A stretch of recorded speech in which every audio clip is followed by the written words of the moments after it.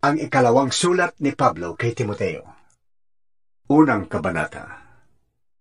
Mula kay Pablo na niloob ng Diyos, na maging apostol ni Kristo Jesus, upang mangaral tungkol sa buhay na ipinangakong makakamtan natin sa pamamagitan ng pakikipag-isa kay Kristo Jesus. Kay Timoteo na minamahal kong anak, sumayo nawa ang pagpapala, habag at kapayapaang mula sa Diyos Ama at kay Kristo Jesus na ating Panginoon. Nagpapasalamat ako sa Diyos na aking pinaglilingkuran ng tapat, gaya ng ginawa ng aking mga ninuno. Tuwing inaalala kita sa aking panalangin araw at gabi, sabik na akong makita ka upang malubos ang aking kagalakan.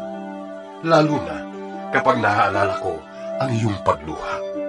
Hindi ko nalilimutan ang tapat mong pananampalataya na unang tinaglay ng iyong lolang si Loida at ng iyong inang si Eunice. Nakitiyak kong nasa iyo ang pananampalatayang ito. Dahil dito, ipinapaalala ko sa iyo na gamitin mong mabuti ang kaloob na ibinigay sa iyo ng Diyos nang ipatong ko sa iyo ang aking mga kamay. Sapagkat ang espiritong ibinigay sa atin ng Diyos ay hindi espiritu ng kahinaan ng loob, kundi espiritu ng kapangyarihan, pag-ibig at pagpipigil sa sarili. Kaya't huwag kang mahihiyang magpatotoo tungkol sa ating Panginoon. At huwag mo rin akong ikahihiya na isang bilanggo alang-alang sa Kanya. Sa halip, makihati ka sa pagtitiis para sa magandang balita. Umasa ka sa kapangyarihan ng Diyos na nagligtas at tumawag sa atin upang tayo'y maging bayan niya. Ginawa niya ito hindi dahil sa anumang nagawa natin, kundi ayon sa Kanyang layunin at kagandahang loob. Ito'y ibinigay na niya sa atin sa pasimula pa, sa pamamagitan ni Kristo Jesus. Ngunit ito'y nahayag na ngayon, nang dumating si Kristo Jesus na ating tagapagligtas. Winakasan niya ang kapangyarihan ng kamatayan at inihayag ang buhay na walang hanggan sa pamamagitan ng magandang balita. Dahil sa magandang balita nito, ako'y ginawang tagapagbalita, apostol at guro, at iyan ang dahilan kaya ako nagdurusa ng ganito. Ngunit, hindi ako nahihiya, sapagkat lubos kong nakikilala ang aking pinapanaligan at natitiyak kong maiingatan niya hanggang sa wakas ang ipinagkatiwala ko sa Kanya. Gawin mong batayan ang mabubuting aral na itinuro ko sa iyo, at manatili ka sa pananampalataya at sa pag-ibig na tinanggap natin sa pamamagitan ng ating pakikipag-isa kay Kristo Jesus. Sa tulong ng Espiritu Santo na nasa atin, ingatan mo ang lahat ng ipinagkatiwala sa iyo. Alam mong ako'y iniwan ng lahat ng kapatid natin sa Asya, pati na nila Figelo at Hermogenes. Pagpalain nawa ng Diyos ang sambahayan ni Onesiporo. Maraming pagkakataong ako'y kanyang inaliw, at hindi niya ako'y kinahiya, kahit ako'y isang bilanggo. Sa katunayan, pagdating niya sa Roma, pilit niya akong hinanap hanggang sa ako'y kanyang matagpuan. Kaawaan nawa siya ng Panginoon sa araw na iyon. Alam mo naman kung paano niya ako pinaglingkuran sa Efeso. Ikalawang kabanata. Kaya nga, anak ko, magpakatatag ka sa tulong ni Kristo Jesus. Ang mga narinig mo sa akin sa harap ng maraming saksi ay ituro mo rin sa mga taong mapagkakatiwalaan at may kakayahang magturo naman sa iba. Makihati ka sa hirap tulad ng isang mabuting kawal ni Kristo Jesus.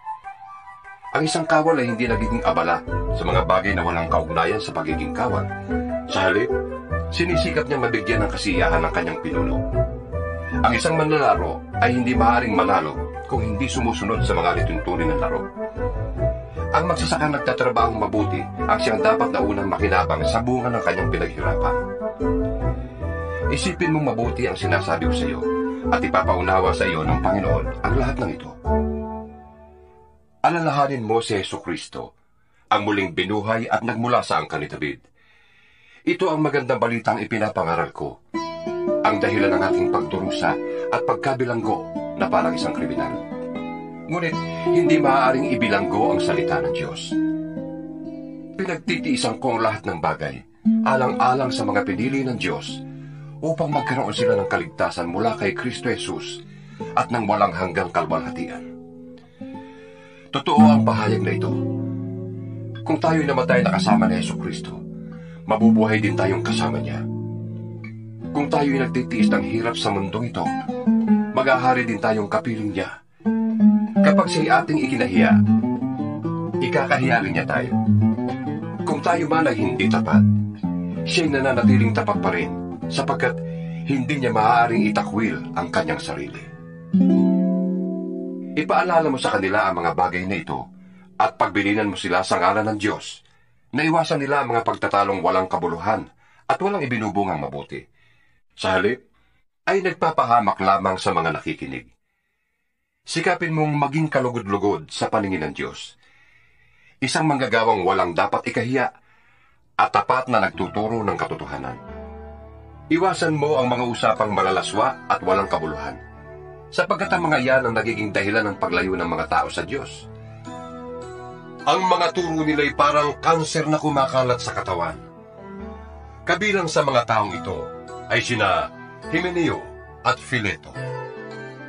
Lumihis sila sa katotohanan at itinuturo nila na ang muling pagkabuhay ay naganap na, at dahil dito'y sinisira nila ang pananampalataya ng iba.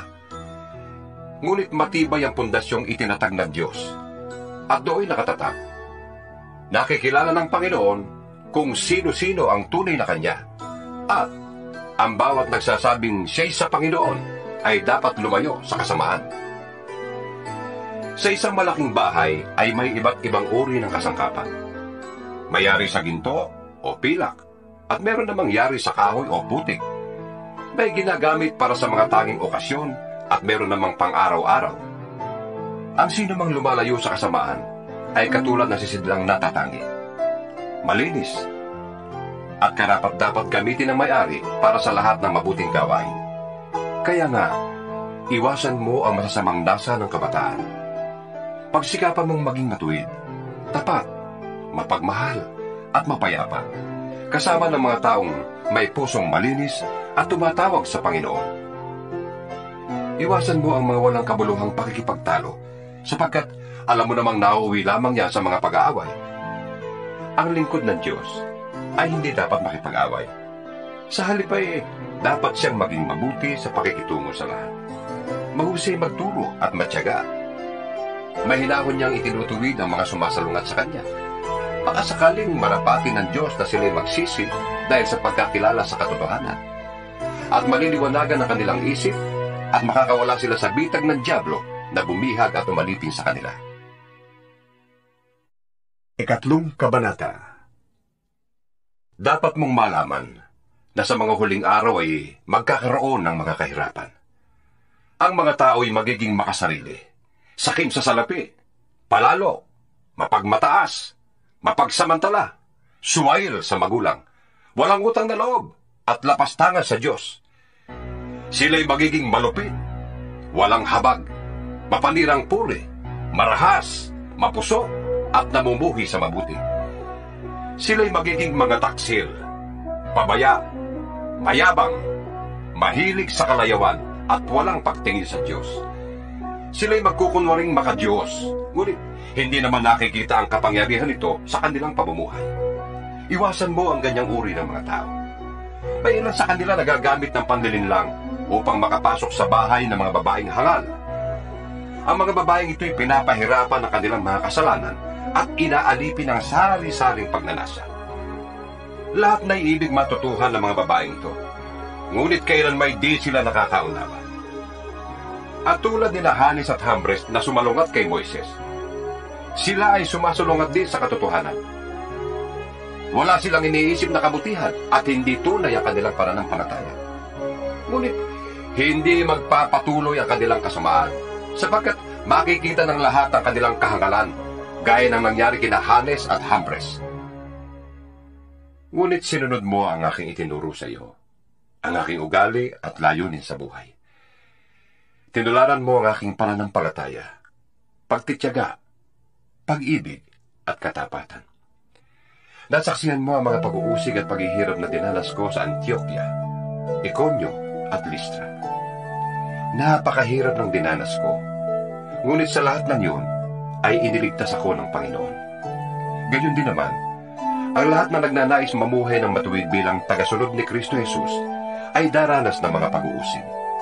Samantalang ang masasama ay lalo namang magpapakasama, at ang manlilinlang ay patuloy na manlilinlang, at sila man ay malilinlang. Ngunit ikaw, magpatuloy ka sa mga turong natutuhan mo at matibay mong pinaniwalaan. Yamang kilala mo ang mga nagturo nito sa iyo. Mula pa sa pagkabata ay alam mong ang banal na kasulatan ay nagtuturo ng daan ng kaligtasan sa pamamagitan ng pananampalataya kay Kristo Jesus. Ang lahat ng kasulatan ay kinasihan ng Diyos at nagagamit sa pagtuturo ng katotohanan at sa pagtatama sa maling turo, sa pagtutuwid sa likong gawain at sa pagsasanay sa matuwid na pamumuhay.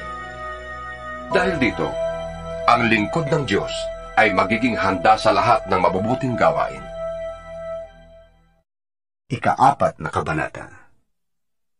Sa harap ng Diyos at ni Kristo Jesus, na darating bilang hari at hahatol sa mga buhay at sa mga patay, inaatasan kitang ipangaral mo ang salita ng Diyos. Pagsikapan mo yan napapanahon man o hindi. Himukin mo at pagsabihan ng mga tao at palakasin ang kanilang loob sa pamamagitan ng matyagang pagtuturo. Sapagkat darating ang panahong hindi na sila makikinig sa wastong turo. Sa halip, susundin nila ang kanilang hilig. Maghahanap sila ng mga tagapagturo na walang ituturo, kundi ang ibig lamang nilang marinig. Hindi na sila makikinig sa katotohanan. Sa halip ay ibabaling ang kanilang pansin sa mga kathang isip. Ngunit ikaw, maging mahinahon ka sa lahat ng oras. Magtiis ka ng kahirapan. Gampanan mo ang tungkulin ng mga ngaral ng magandang balita at pagbutihin mo ang iyong paglilingkod. Ang buhay ko'y ibinubuhos na parang handog. Dumating na ang oras ng pagpanaw ko sa buhay nito. Pinagbuti ko ang aking pakikipaglaban. Natapos ko na ang dapat kong takbuhin at nanatili akong tapat sa pananampalataya. Makakamtan ko na ang koronang nakalaan sa mga matuwid. Sa araw na yon, ang Panginoon na siyang makatarungang hukom ang siyang magpuputong sa akin ng korona. Hindi lamang sa akin, kundi sa lahat ng nananabik sa kanyang pagbabalik. Sikapin mong makapunta dito sa lalong madaling panahon. Iniwan ako ni Demas dahil sa pagkahumaling sa sanlibutan. Pumunta siya sa Tesalonica. Si Crescente naman ay nagpunta sa Galacia at si Tito sa Dalmacia. Si Lucas na lamang ang kasama ko rito. Hanapin mo si Marcos at isama mo rito sapagkat malaki ang maitutulong niya sa aking mga gawain. Pinapunta ko si Efeso sa Tikiko.